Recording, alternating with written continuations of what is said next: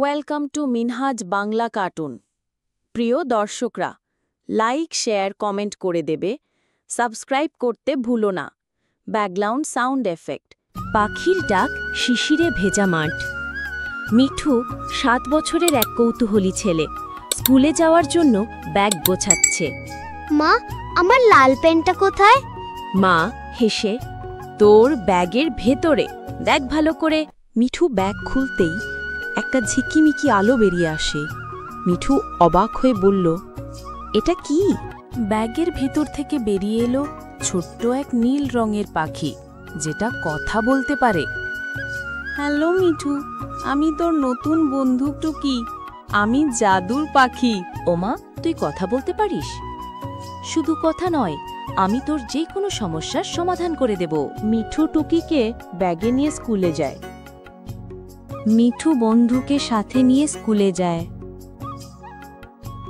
শিক্ষক গণিতের কঠিন প্রশ্ন করতেই টুকি ফিসফিস করে উত্তর বলে দেয়।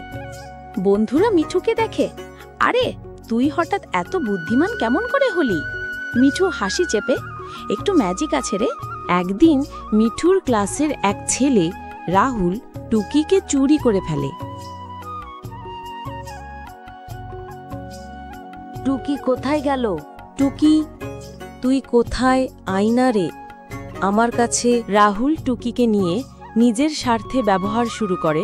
পরীক্ষায় নকল, খাবারের লাইনে আগে যাওয়া, খেলায় প্রতারণায় ইত্যাদি। টুকি একদিন রাহুলকে বলে, জাদু তখনই কাজ করে যখন মন ভালো হয়। লোভ করলে আমি উড়ে চলে যাব।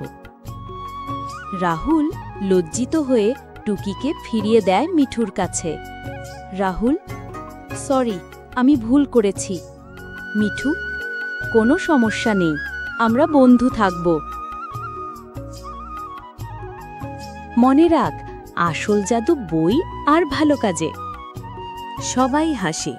শেষে মাঠে মিঠু, রাহুল আর টুকি একসাথে খেলছে।